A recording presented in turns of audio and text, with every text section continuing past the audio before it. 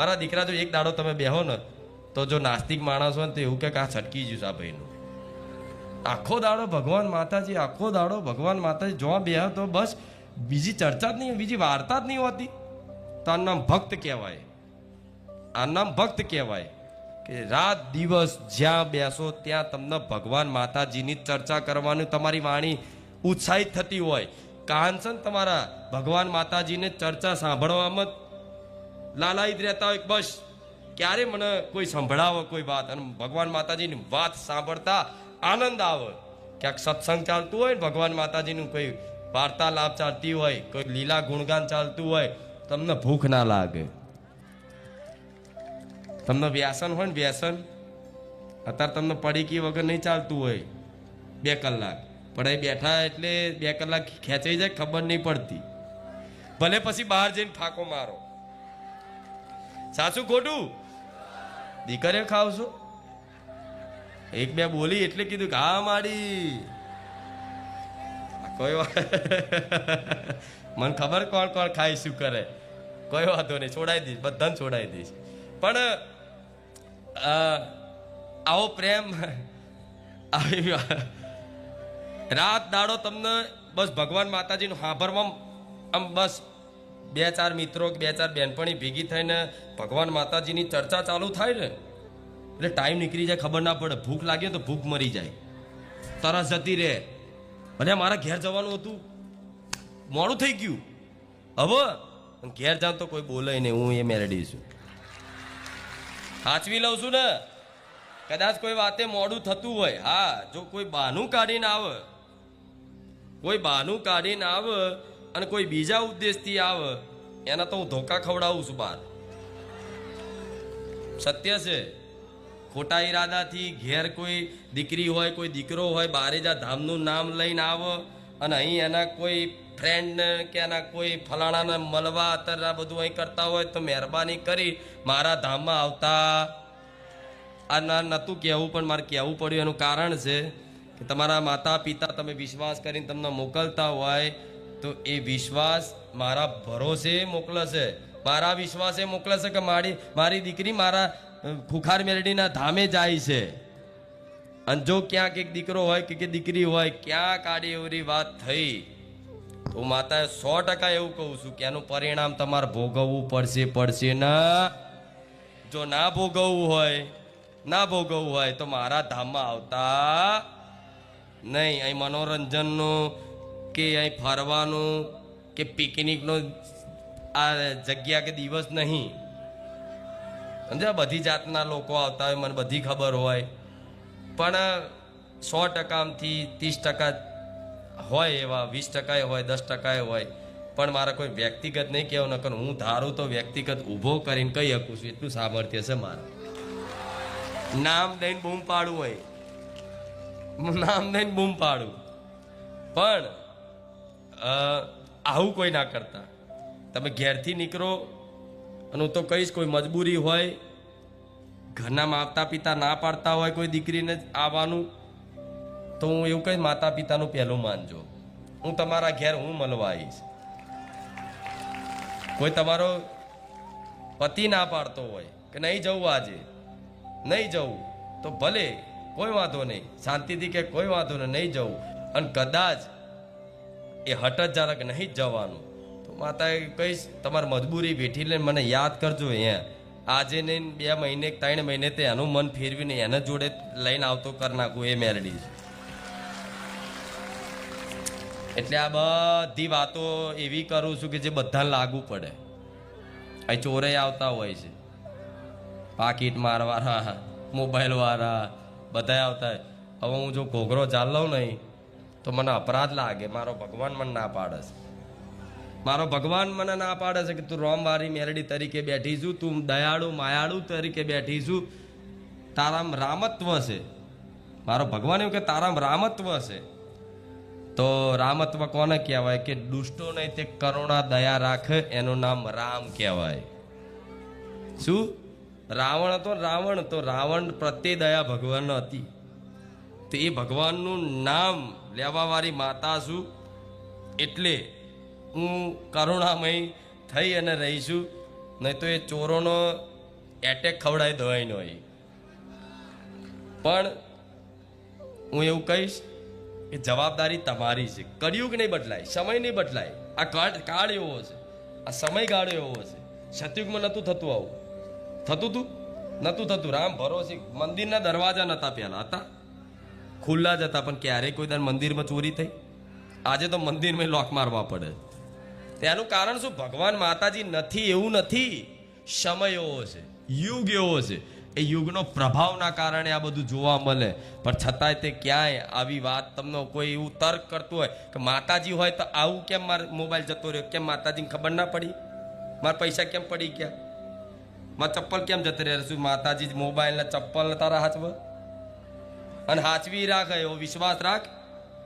લે મારા દીકરાનો એ મોબાઈલ મેળ દઉં જાહેરમાં, અને કોઈની તાકાત હોય તો લઈ બતાવો. લો હું ખુખાર મેડી કહું છું જાહેરમાં. મારા સેવકોનો એક દિવસ મારા સેવકોનો ફોન અહીંથી પટેલ કોઈનો ખોવો હોય તો બતાવો. રાત દિવસ અહીં સેવા કરે છે.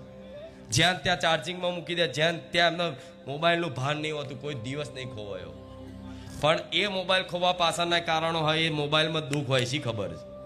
હું માતા એવું કહેતો કે મોબાઈલમાં જેટલા છે ને બધું ડિલીટ મારી દે, કોન્ટેક્ટ કાર્ડ નાખે, બધું તું સુખી સુકાલથી. શી ખબર એવું હોય લીલા થાય ને. એટલે કોકના 500 રૂપિયા પડી જાય તો માની લેવાનું કે ચોક 5000ની બેમાની કરી હતી તો 500 પતાયું. બને એવું. કોઈનું દાગીનું જતું રહ્યું તો ક્યાંક માની લેવાનું કે મારી હાહુ જો લડીને મેં દાગીનો લીધો તો, ને હાકો લઈને કોકના હકનું હતું લીધું મારું. થાય ને આવું કંઈક હોય છે.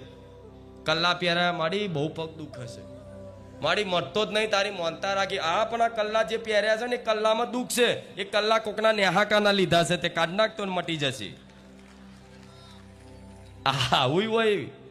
કોઈનો જીવ બર્યો કોઈ બી બાબતે તો એ મતલબ ખૂચે ગમે તે રીતે ખૂચે. નાના દુઃખમાં કરમ એવી વસ્તુ છે કે એક રૂપમાં ના આવે, એ માથું દુખવાના રૂપમાં એ આવે. એ બધી કરમની જ હોય વસ્તુ. એટલે એનો મતલબ એવું ના માથું દુખે એવું ના બોલે કે મારું કરમ નડ્યું. ના, વાતાવરણનો પ્રભાવ પડે બધી વસ્તુ.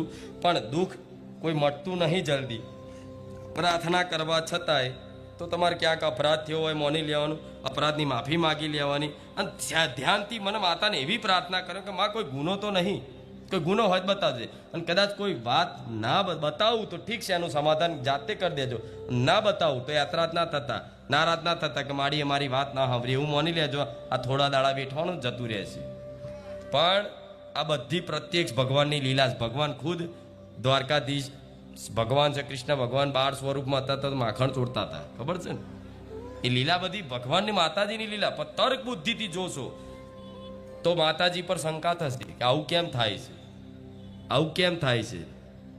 ભગવાન ખુદ રામચંદ્ર ભગવાનનું અયોધ્યામાં ભવ્ય મંદિર પહેલેથી બિરાજમાન હતું. આખી અયોધ્યા નગરી હતી ને. આખા વિશ્વમાં કોઈ નગરી નથી એવી અયોધ્યા નગરી હતી.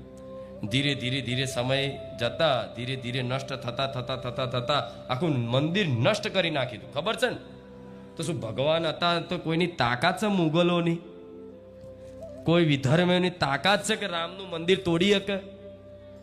એની ઈચ્છા હતી એ સંસારમાં એ દર્શાવવા માંગે છે, એમનું પોતાનું મંદિર તોડાઈને એ ઉપદેશ આપે છે મારા રામ કે આ સંસાર પરિવર્તનશીલ છે, એ વસ્તુ ક્યારેય સ્થાયી રહેતું નથી. એટલે સમય બધું વસ્તુ બદલાય. એટલે ક્યારેય એવી વાતની શંકા નહીં કરવાની. ભગવાન માતાજી હોતા નથી. કોઈના વાદ વિવાદમાં પડવું નહીં. તમારી આસ્થા જેમ છે એમ રાખો. તમારી આસ્થાનું ધ્યાન રાખવા માટે જ આવી નાની બાબતનું કહું છું. હું બોલીશું કે એક દિવસ સમય એવો આવશે અહીં રામકથા થતી હશે. સમય આવશે ધીરે હું માતા એવું કંઈક સમય એવો આવશે અહીં રામકથા થતી હશે અને મારા ભક્તો સાંભળશે અને એવા આનંદિત રહેશે કે એની કોઈ વાત નહીં થાય. એ શરૂઆત હું ધીરે રહીને કરીશ. હજુ વાર લાગશે, તો સમયની વાત છે. પણ મારા સ્ટેજ ઉપર આવી રવિવારની ગાદી હશે ત્યારે હું રામકથા કરાવડાવીશ. કેટલા લોકો આવશે? બધાય એવો આનંદ કરાવો. એકવાર ભગવાનનું ચરિત્ર, ભગવાનની પ્રેમ, ભગવાનની નામની મહિમા, રામચંદ્ર ભગવાન પરબ્રહ્મ પરમાત્મા શું છે, એમણે શું લીલા કરી, કોનો કોનો ઉદ્ધાર કર્યો, કોનો કોનો વિનાશ કર્યો, એમણે શું ઉપદેશ આલ્યો, આગળના જીવનમાં મનુષ્યને શું શીખ આપી, કેવી જીવનમાં મર્યાદા જાળવી, માતા પિતાની સેવા કરી, માતા પિતાનું આજ્ઞાનું પાલન કર્યું, નમ્રતાથી રહ્યા, પશુ પક્ષીઓની મતલબ ભાવના રાખી, સેવા રાખી. આ બધા ઉપદેશ તમારા સુધી મારે પહોંચાડવાના છે. આ સ્ટેજના માધ્યમથી હું પહોંચાડીશ, પણ ત્યાં સુધી રામ રામ જપતા રહેજો, પુણ્યદાન કરતા રહેજો, જોડે મારા ભગવાનને એવી પ્રાર્થના કરતા રહેજો કે હે ભગવાન, અમારે કશું આલો ના આલો કંઈ નહીં, પણ અમને અમારી કુળદેવી અને તમારી ભક્તિ પ્રદાન કરો. શું શું અમારી કુળદેવી, મારી ભક્તિ તો એમને એમ લાગી જશે. ભક્તિ પ્રદાન કરો, અને ભક્તિમાં સુખ છે. ભક્તિ આવી જશે ને જીવનમાં. ભક્તિ નહીં એટલે તો અશાંત દુઃખી છો. જેની જોડે બધું જ હશે પણ જીવનમાં ભક્તિ ભજન નહીં હોય ને માણસ અશાંત રહેતો હશે, ચિંતિત રહેતો હશે, ટેન્શનમાં રહેતો હશે, રાતે ઊંઘ નહીં આવતી હોય, રાત દિવસ ચિંતાઓ થતી હશે, બસ એને ડર લાગતો હશે, ભય લાગતો હશે, એને ફફડાટમાં જીવન જીવતો હશે. ભલે અજવાળા પ્રકાશમય જીવતો હોય પણ અંધકારમય જીવન એનું હશે. પણ જેના જીવનમાં ભક્તિ હશે, ભજન હશે ને એની જોડે કશું જ નહીં હોય ને છતાંય એવો આનંદમાં રહેતો હશે કે જાણે બહુ મોટો મહારાજા હશે. અમારા દીકરા જો કશું નહીં, હરખું ઘરે નહીં રહેવા, ભાડે રહેશે, હજુ બોલું છું, છતાંય મહારાજાને જેમ રાખું છું ને. મને ચિંતા છે ને, ઘર લઈ મહેલ બોધેલું, હું મેલડી છું, શું વાત કરો છો? લોકો એમ કહેતા હતું મહેલ બોધેલું, ચમ ના બોધેલું? સમય આવશે તો પટેલ મારો ભગવાન કહેશે તો એ થશે. પણ હું મારો દીકરો મેલ બોધે ના બોધે ઠીક છે, એ તો મારી મેલડીની કૃપાથી છે.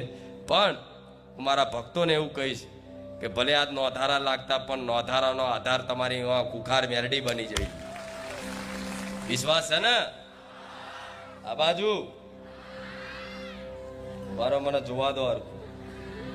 હા, આમ તો જો આમ લાઈન તો છેક થી આખી લાઈન ફૂલ છે પેલી બાજુ બધી જગ્યાએ. હા, બેંક ચાલુ થઈ ગઈ છે આપણી. પણ ફરી એક વખત કહી દઉં છું, બેંકમાં જેને ના લખવી હોય ચોપડી ખોટો બગાડ ના કરતા. અનાદર થશે ભગવાનના નામનો, એ બુકનો, એ મારી ભાવનાઓનો, મારી સેવા ભાવના છે, જે તમારું કલ્યાણ કરવા માટેની જે મારી ભાવનાઓ છે, એ જો ખાલી કોઈ વ્યક્તિ ના લખવું ને પસ્તી સમજીને કાગળ સમજીને લઈ જતા હોય તો ના લઈ જતા. બે હાથ જોડું છું, કેમ કે અનાદર થશે ભગવાનનો, ભગવાનના નામનો. મને માતાને ખૂબ ખોટું લાગશે, એટલા માટે એની કિંમત નથી રાખવી. છતાંય તે ધામમાં 1 રૂપિયો રાખવામાં આવ્યો. અહીં આવો ચોપડી લેવા જશો, બેંકનું ખાતું ખોલ્યા પછી 1 રૂપિયો તમારે જમા કરાવવાનો રહેશે. અને એનાથી વધુ ચોપડે કોઈ 21, 25, 11 માગે છે, બરોબર, તો બધા 11 માગે તો એ પોસિબલ છે? પોસિબલ? તમારે અંતરાત્મામાં પૂછો, નહીં પોસિબલ. એ શક્ય નથી. બધા 11, 25 પોતાનું મન ફાવે માગે કે મારે લાવો, મારા ઘેર આટલા લોકો લખવા લઈ જાય, આટલા લોકો લખવા લઈ જાય, આટલા લોકો લખવા લઈ જાય છે, તો એ પોસિબલ નથી, એ શક્ય નથી. એના માટે અહીં ધામથી પહેલેથી એક ચોપડી આલવામાં આવે, એક જમા કરો ને બીજી લઈ જાઓ.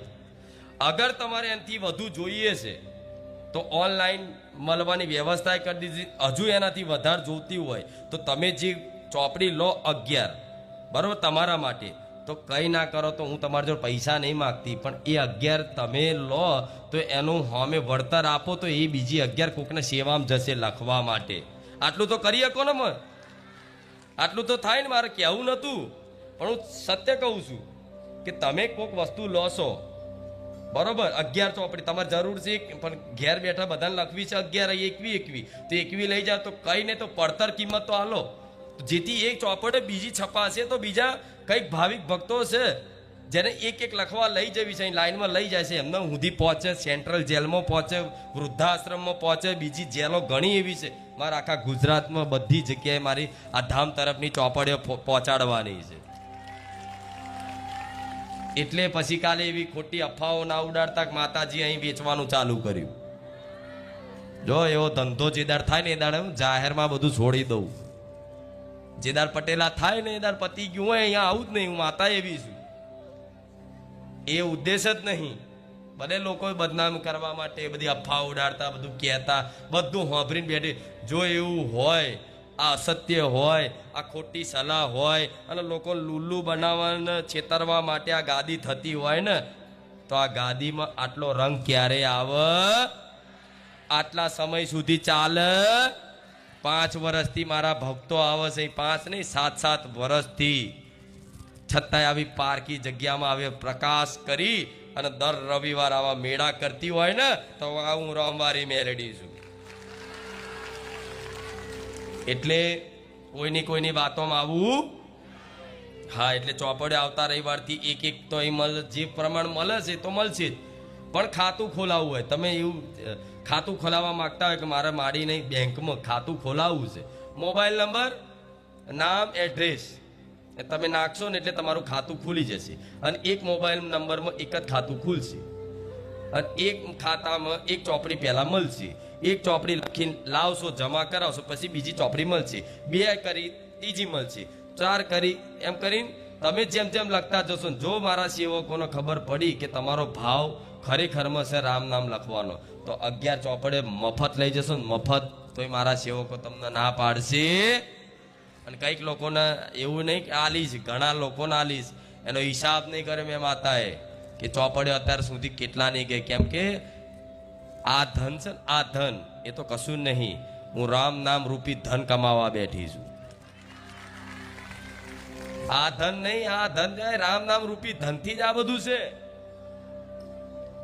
એ કમાયેલો જીવનમાં થોડું માતા તો ખૂબ જો બહુ ભેગું કરીશ મેં તો 100 કરોડ ઉપર. કેટલા? લેખિતમાં ખાલી લેખિતમાં કહું છું. એવી રીતે વાણીથી તો બહુ હશે, અધડક. જોજો એક દાડો ખબર પડશે અહીંયા તમને કે એમ તો ખબર પડી ગઈ બધાને કે ભગવાન છે, માતાજી છે, પણ એક દાડો એવો દિવ્ય પ્રસંગ હશે, દિવ્ય અલૌકિક, કે આખું ગુજરાત જોતું રહેશે કે ના ખરેખરમાં બારેજામાં સાક્ષાત રામ ભગવાન બિરાજમાન છે. થશે એવું. મારો પ્રભાવ જો પટેલ ગામમાં તે ચિત્રો લાગી ગયા. હા, હજુ ટૂંક સમય જવા દો, જોવો પછી મજા તમને આવશે ને મને આવશે. પણ આમાં જોડાશો ને રામ નામની બેંકમાં. હા, અને જોડે જે તમારી જોડે આસપાસ લોકો આવતા હોય એમને બધાને રામ નામ નહીં પકડાઈ દેવાનું. પહેલી જ વાર રામ રામ લખો, હવે એનો તો ભાવ ના હોય. 5 રવિવાર આવે ને મારી કૃપા ફળે તાર રામ રામ જપી શકે ને કે કશું નહીં થતું. કે લાવવાનું, હા લખી શકે તો ના લો. 1000 વખત પૂછો તારે ના લખવી હોય તો તું ના માગીશ, તારે ના લખવી હોય તો એ ખાતું ના ખોલાય, તારા માટે નથી. તારે લખવી હોય તો લેવું તને અલગથી આલું, પણ તું ખાલી ખાતું ના ખોલાય. કેમ કે આ ખાતું ખોલાવવામાં એમ તે પૈસા થાય છે, એ પૈસા સદુપયોગ થાય. એની જગ્યાએ જો કોઈ ભાવિક દુરુપયોગ કરે તો એનો અપરાધ મને માતાને તો નહીં લાગે, કેમ કે મારી ભાવનાઓ છે, પણ એનો અપરાધ 100% ભાવિકને લાગશે કે તમે રામ નામનો અનાદર કર્યો, માડીની ભાવનાઓનો અનાદર કર્યો. થાય કે નહીં? આ રવિવારે ચાલુ કરવાનું હતું પટેલ, પણ હજુ મારા વારંવાર સૂચના આપવાનું કાર્ય એટલે છે કે આ નાનું કાર્ય નથી. તમે જે સમજો છે એ પ્રમાણે બહુ મોટી બેંક બનવાની છે, બહુ મોટું જમા થવાનું છે. જોડાશો ને? હા, ખાતા ખોલાવવા માટે 1 રૂપિયા લો પડે, એ તો લઈશ, મફતમાં જ નહીં ખોલાવડાવું. કેમ કે મફતની માણસોની કિંમત નહીં, કદર નહીં. મફત ને મફત જેવું સમજો કે આ તો રામ નામ આલ્યું, આ તો જાણ પસ્તી છે, તાલ આવ તો ભંગારમાં વેચે પસ્તી. ક્યાંય આવો દેખાય ને એક રામ લખેલો શબ્દ ક્યાંય નીચે બી હોય ને, તમારી નજર સામે ક્યાં કંકોત્રીમાં રામ લખેલું દેખાય, તરત લઈને માથે ચડાવીને સાઈડમાં મૂકી દેવું, તો તમે કહેવાઓ કે ના તમે ખરેખરમાં રામ ભક્ત છો. થાય કે સાચું ખોટું? એટલા માટે આ નામ જેવી તેવી વસ્તુ નથી. નામમાં રામ કરતા રામનું નામ મોટું છે. શું કહે છે? રામ से बड़ा राम का. તો વિચારો, રામથી મોટું રામનું નામ હોય તો રામથી મોટું કોણ હોય? કોઈ ના હોય. તો ભગવાનનું નામ છે એ રામ રામ રામ રામ રામ કરવાથી તો શું કહો. હવે રામાયણ થોડી વાંચી લો, રામચરિત માનસ થોડી વાંચી લો, થોડા મહાપુરુષો ભક્તો હોય એમના ચરિત્ર વાંચો, સત્સંગ સાંભળો, પ્રેમાનંદજી મહારાજ જેવા સંતોનો. ફરી વખત યાદ કરાવું છું, સાંભળો છો ને? કેમ કે સંત શું છે હજુ એની મહિમા તમને ખબર નથી. એની મહિમા ટૂંક સમયમાં ખબર પડશે કે તમે જે બાવા સમજો છો ને સામાન્ય, એ બાવા નથી, એ સંત ભજનાનંદી મહાપુરુષો છે. એ મહાપુરુષોના ભજનના પ્રભાવથી જ આખી દુનિયા હજુ સુરક્ષિત છે. જે દિવસ આવા ભજનાનંદી મહાપુરુષો અહીંથી ભજન કરવા વાળા એમના ધામ જતા રહ્યા ને, એ દિવસે પ્રલય એવો આવશે ને કે કોઈ એકબીજાને બચાવવા વાળું નહીં હોય. આ એમના તપોભૂમિ ભારત દેશના લીધે જ આખા વિશ્વમાં શાંતિ છે. પટેલ ચો કોઈને ખબર છે આપણો દેશ શું છે, આપણો સનાતન ધર્મ શું છે, આપણા રામ ભગવાન, કૃષ્ણ ભગવાન, મહાદેવ શું છે. એ મહાપુરુષોએ ઘણી વખત મતલબ કીધું સાહેબ, મહાપુરુષો મતલબ આજે ઓનલાઈનનો જમાનો છે, તો ઓનલાઈનમાં મોબાઈલમાં તો મહાપુરુષોની વાણી સાંભળવા મળે છે. જરૂરી નહીં કે મારા મેલેડીના તમે પ્રવચન જુઓ, ના, જ્યાં તમને મહાપુરુષ દેખાય, જ્યાં તમને સારું સત્સંગ લાગે ત્યાં સાંભળજો. કંઈકનું કંઈક જીવનમાં શીખવા મળશે. તો મારે થોડી મહેનત ઓછી રહેશે. સાચું ખોટું? મારું સાંભળો, થોડું એમનું સાંભળો, તો મેમરી જલ્દી ભરાય ને ભરાય. હા, તો જો મારા એવું હોત કે ના તમે મારું જ જોજો, બીજાને મારા જેવું તો કોઈ દુનિયામાં નથી. આજે કોઈ સંત આવે તો મારો દીકરો દંડવત થઈ જાય. મને માતાને એવી શીખ આલી જ પટેલ. કોઈ સંત આવે તો મારો દીકરો દંડવત થઈ જાય. એ પગે હામે લાગે તો મારો દીકરો હામે દંડવત થઈ જાય. આ નમ્રતા આલી છે સંતો પ્રત્યે, ભક્તો પ્રત્યે. કોઈ ભક્ત દેખાય તો તરત પ્રણામ કરવા જોઈએ. હમણાં પહેલા જ કીધું, આ બધું કરશો તો ભગવાનના વાલાને પ્રિય બનશો. એમને એમ કૃપા મળતી નથી. આ તો ગણ્યા કા, આ તો બાવા છે.